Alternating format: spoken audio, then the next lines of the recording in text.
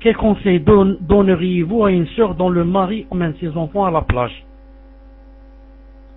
Si le mari emmène les enfants à une plage où il n'y a pas de mixité, c'est-à-dire il les emmène à un endroit où il n'y a que les hommes, je parle des enfants, ou bien il va à la plage dans un endroit où il y a personne. Il y a certaines plages, ou bien disons certains endroits, comme en Algérie, il y a certains endroits où tu peux prendre un endroit pour être seul, comme ça, entre les rochers, tellement la plage par exemple algérienne, tellement la côte est longue, tu peux descendre dans un endroit, un ravin, etc., où on descend en bas, il n'y a personne, ni homme ni femme. Celui-là il peut partir même avec sa famille, car la plage c'est pas la mer qui est interdite, c'est pas l'eau de mer qui est interdite, c'est pas nager qui est interdit. Ce qui est interdit, c'est la mixité. C'est un homme qui se trouve avec des femmes et il les voit en train de nager, et une femme elle est vue par les hommes en train de nager. Mais maintenant, si je suis sûr qu'avec ma femme et mes enfants je vais être dans un endroit où personne ne me voit, il n'y a pas quelque chose qui peut interdire. Comme je peux nager avec ma femme et mes enfants dans la baignoire, il n'y a personne qui nous voit. Je peux nager aussi dans la mer s'il n'y a personne qui nous voit. C'est pour ça que, mais le mari ne veut pas éviter. C'est pour ça que je disais, si elle pouvait, elle lui disait, je viens avec vous, mais on part dans un endroit où il n'y a personne. On serait seul. Le mari ne veut pas éviter la mixité volontairement.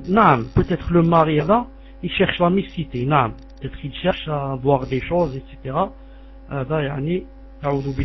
Ensuite la femme, si elle peut, elle essaie de lui forcer un peu la main, pour qu'ils ne prennent pas les enfants et pour qu'ils ne leur apprennent pas des choses. De toute façon, tant qu'ils ne sont pas pubères, ils n'ont aucun péché. C'est lui qui se remplit de péché. Eux, ils n'ont aucun péché. Pourquoi? Ils ne sont pas pubères. À partir du moment où ils seront pubères, s'ils partent avec lui, ils vont avoir des péchés. Maintenant qu'ils ne sont pas pubères, ils n'ont rien. C'est lui qui a tout sur son dos. Et c'est lui qui a tout sur son cou. Donc la femme, au lieu d'aller, elle aussi, si elle va, à cause des enfants, elle va aller avec eux à la plage, ça va agrandir le problème. Il était seul à prendre les péchés, maintenant elle va participer avec lui, à cause des enfants. À cause des enfants, elle ne peut pas. À cause des enfants, qu'est-ce qu'elle fait? Elle essaye de le convaincre, par exemple, de ne pas les prendre. Ou bien le convainc d'aller dans un endroit où ils seront seuls. Mais, c'est pas à cause des enfants, elle va aller là-bas. Elle essaye, au maximum, de le convaincre. C'est tout ce que je peux dire, bi'idhnillah azza wa jalla. Je demande à Allah subhanahu wa ta'ala qu'il raffermisse son cœur à cette personne, et qu'il lui fasse détester, de se trouver comme ça dans des endroits de haram. Amin, amin, ya Rabbil alamin. Et je demande à la femme, à son épouse, d'essayer de le convaincre, d'essayer même d'être un peu sévère à cause des enfants, mais sans toutefois arriver à des problèmes et à la séparation, etc. Qu'elle fasse cela avec hikmah, avec sagesse, avec douceur.